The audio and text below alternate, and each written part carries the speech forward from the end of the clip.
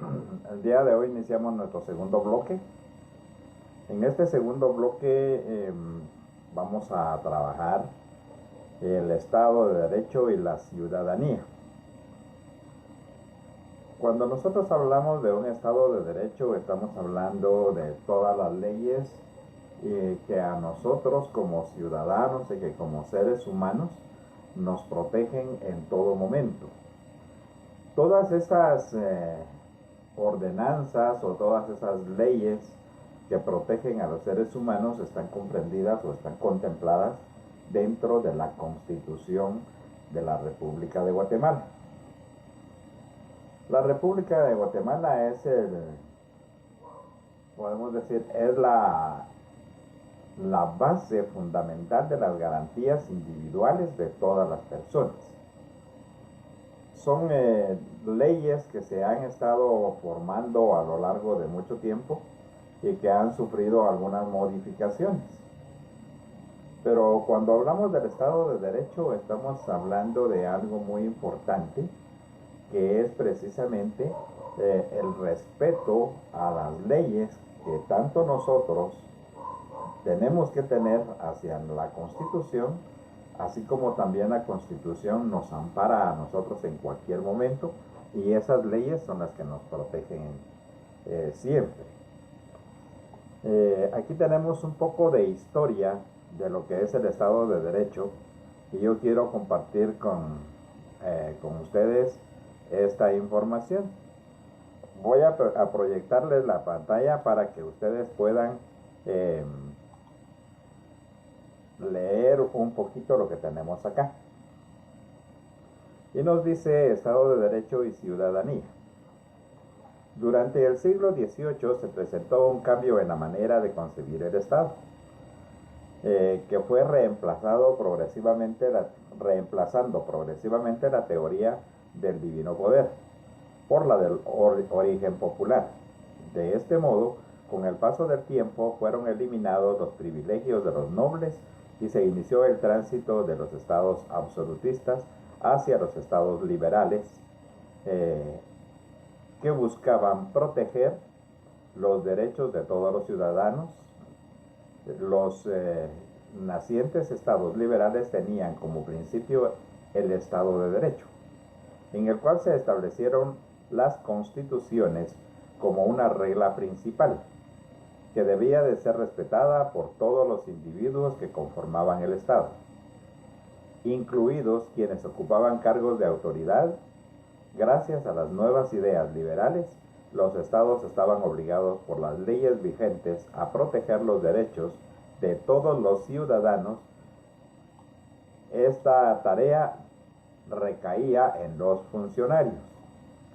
Durante el siglo XX se generalizó en las sociedades un modelo basado en las leyes y en la imparcialidad judicial, y el concepto de Estado de Derecho se convirtió en el fundamento de quienes luchaban en contra del totalitarismo y autoritarismo, aunque en algunos casos también sirvió para que accedieran al poder dictadores que instauraron regímenes opresivos.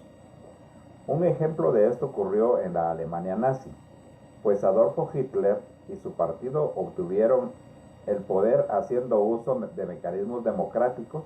Ganaron las elecciones en 1932, en las que obtuvieron 231 escaños, es decir, en este caso representantes, ¿verdad? Y se convirtieron en el primer partido del Parlamento. Una vez en el poder, borraron todo el legado que había constituido Alemania alrededor del respeto por las leyes, implementaron una dictadura que no estaba sometida a ninguna forma de control judicial y establecieron el control de todos los aspectos políticos, comunicativos y sociales en la vida de los individuos. Después de esta y otras nefastas experiencias, empezaron a definirse otras condiciones que debían cumplirse para establecer si los países eran, en efecto, estados de derecho. Las más importantes de estas condiciones son: ¿Quieres leer, por favor, Jefferson? ¿Estas?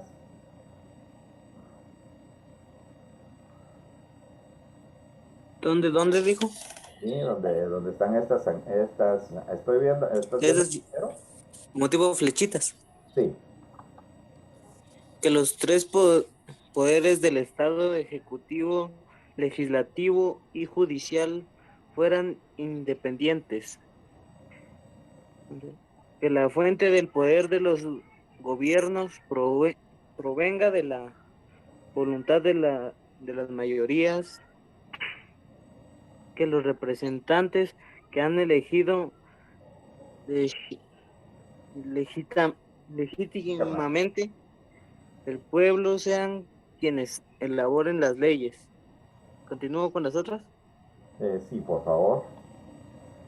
Que todos los ciudadanos posean las mismas garantías para ejercer sus derechos y libertades, que existan formas de controlar la gestión de los representantes del pueblo, que se, que se garantice la igualdad y por tanto el respeto y la participación de las minorías.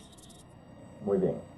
Hágame favor, Cristian, lea este otro párrafo que tenemos aquí, donde dice en la actualidad. Buenas noches, profe. Buenas noches, Cristian. En la actualidad, algunos expertos Politólogos.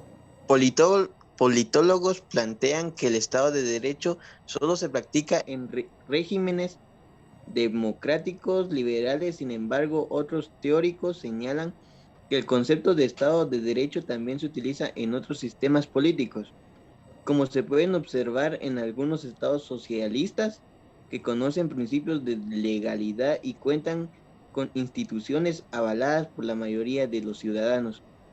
Muy bien. Aquí quiero hacer un énfasis un poquito más en cuanto a estos aspectos importantes. El Estado de Derecho, en el momento en que surgen, eh, vienen a eliminar prácticamente todos los problemas que ocasionaban los en este caso, dice aquí, con el paso del tiempo fueron eliminados los privilegios de los nobles y se inició el tránsito de los estados absolutistas hacia los estados liberales que buscaban proteger los derechos de todos los ciudadanos. Es decir, que con el Estado de Derecho se elimina todo aquello que formaba parte de los estados monárquicos. Hablamos de un estado monárquico cuando estamos hablando de un estado en el cual la única autoridad o la autoridad más alta era el rey. Entonces el Estado de Derecho viene y elimina esos privilegios que se estaban dando en donde el rey era el que gobernaba todo. De esa forma fue como se cambiaron directamente las formas de gobierno en muchos países. Pero también nos hace énfasis aquí en algo muy importante. Por ejemplo, ahí nos está hablando del poder que ejerció eh, Adolfo Hitler. Adolfo Hitler ganó las elecciones dentro de un Estado de Derecho y obtuvo la cantidad mayoritaria de votos y la mayor cantidad de representantes que había postulado su partido. Es decir, cuando estamos hablando de escaños, también podemos hablar de los puestos que tienen los diputados del mismo partido. Entonces, como ellos obtuvieron una mayoría absoluta de escaños, dice 231 escaños, prácticamente ellos se convirtieron, el partido de ellos se convirtió en el poder del Estado, ¿verdad? Entonces vino Hitler y aquí aprovechó, con toda su gente que estaba ahí, aprovechó para borrar, para eliminar la constitución de la Alemania en esa época y convertirse él en el único dictador o en el único ser que tenía el poder absoluto nuevamente en Alemania. Y de ahí fue donde surgieron los grandes problemas de las guerras, ¿verdad? Esto fue el problema que se dio en el surgimiento del Estado de Derecho.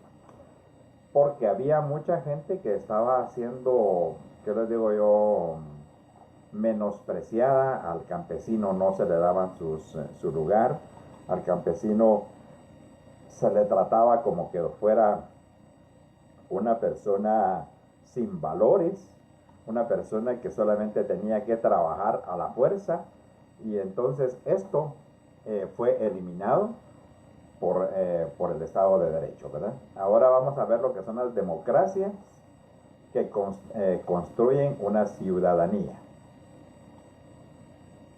Leo yo el primer párrafo, después va a leer Jefferson y por último Christian. En la Edad Antigua, Grecia, los ciudadanos acudían a la plaza pública para deliberar, o sea, para discutir, ¿verdad? Deliberar y decidir de manera directa sobre los asuntos públicos.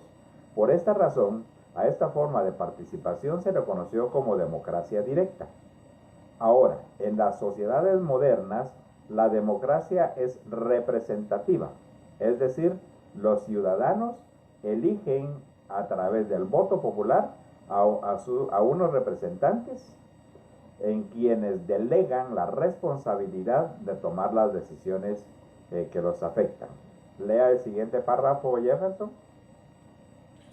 En la actualidad se suele utilizar el término democrático en varios sentidos. Se habla de la democracia formal, que es aquella que se refiere a los procedimientos, es decir, al conjunto de reglas que se establece por tomar decisiones políticas. Entre estas reglas se encuentra el sufragio universal y el principio de las mayorías, el cual se refiere a la imposibilidad de lograr la unanimidad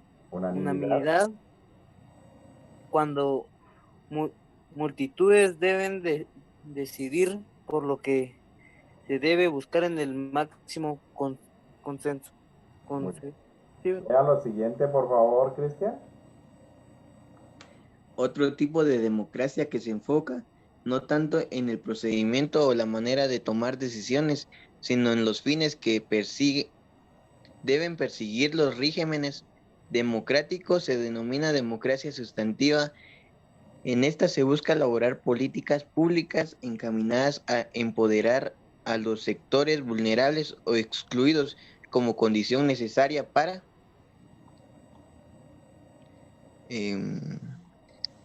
superar. Bueno, dice para ¿cuál es?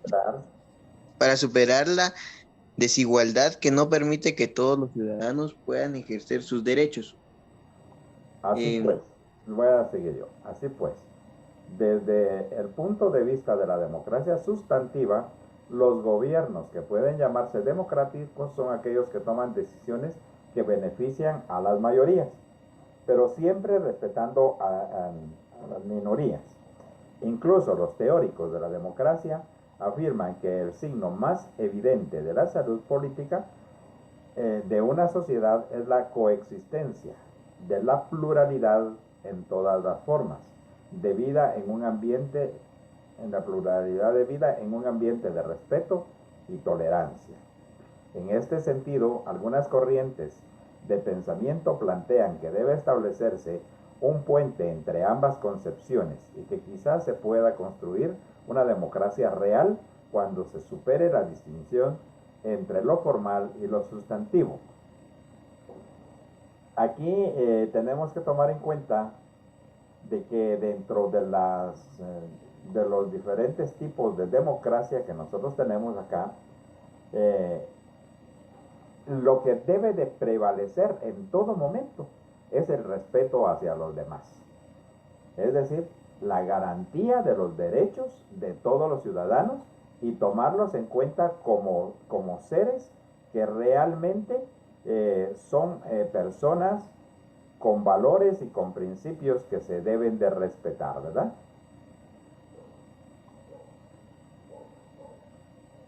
Ahora vamos a entrar a lo que es luchas por la ampliación de la ciudadanía.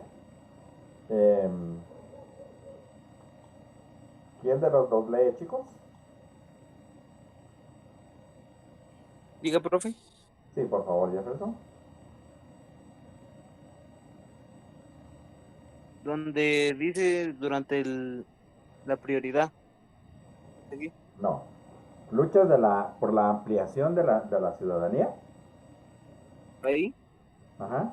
Entonces dice, durante la primera mitad, mm, durante la primera mitad del siglo 19, XIX, los ideales de igualdad y libertad que eran parte del proyecto emancipatorio proclama por las revoluciones liberales aún se encontraban lejos de ma- materializarse. Lo mismo ocurría en el concepto de ciudadanía, que encontraba en realidad muchas limitaciones, tanto políticas como pues, ¿no? socioeconómicas, para lograr un desarrollo. Muy bien. Aquí sigue. En este periodo todavía era escasa la influencia de las ideas liberales. Aún existía la esclavitud en América y muchos sectores de la sociedad se encontraban sometidos por el poder ilimitado de las leyes. Las mujeres, por ejemplo, continuaron siendo discriminadas por mucho tiempo, pues el liberalismo en su primer momento tan solo abrió el camino hacia el trabajo femenino en las fábricas, pero en condiciones de extrema explotación, hasta que lograron el reconocimiento de su derecho al voto en el siglo XX, gracias al movimiento sufragista. De manera incontables movimientos sociales y políticos iniciaron un largo camino de lucha por el libre ejercicio de la ciudadanía, que continúa siendo en la actualidad, en la actualidad.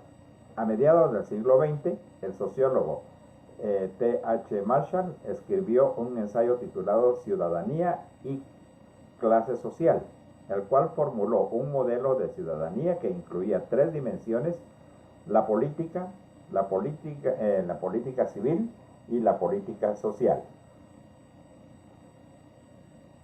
Con esto, jóvenes, de lo que nos está hablando